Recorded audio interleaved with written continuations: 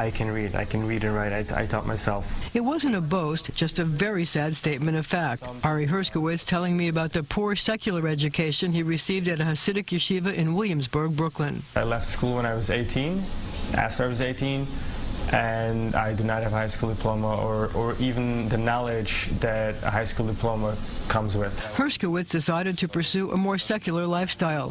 He wants a master's degree in computers, but because his yeshiva did not comply with the state requirement that non-public schools provide an education substantially equivalent to public schools, he now, at age 20, has to get a high school equivalency degree before he can even think about college. I am very angry with the people who could have changed it years ago but didn't.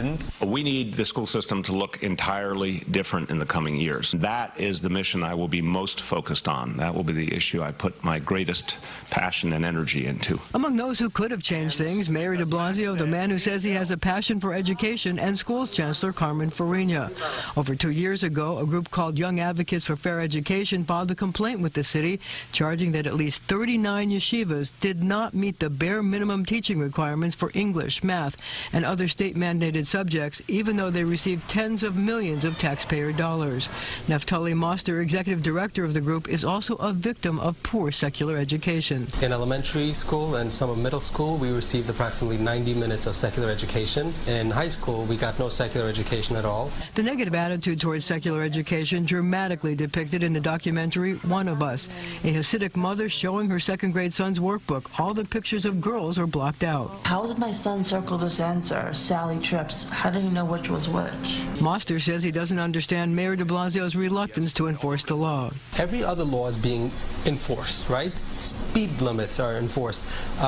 Car seats, seat belts, everything is being enforced. There's really no reason why this particular law is not being enforced. Actually, there is one possible reason: politics. Until a few weeks ago, the mayor was facing re-election, loath to offend voters in the Hasidic community, many of whom defend the status quo.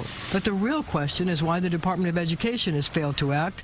I demanded answers and found out that the agency has done startlingly little in finding out what's going on in the yeshivas.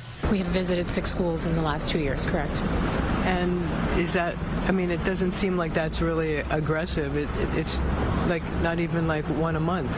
It takes time to go in and get the story. When are you going to do something? We are doing something. We're investigating the matter.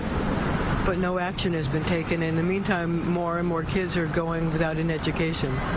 We are fully investigating the matter. We take this seriously, and our investigation is aggressive. And even though the agency says 6 schools have been visited, no classroom changes have been implemented. That won't happen until all the schools are investigated and a report is issued, whenever that is. And then for the record, when the complaint was first brought, the chancellor said the investigation should take just about a month. How long ago was that? 2 years and 3 months. We're counting. A lot of time. Thank you, Marcia. Thank you, Marcia.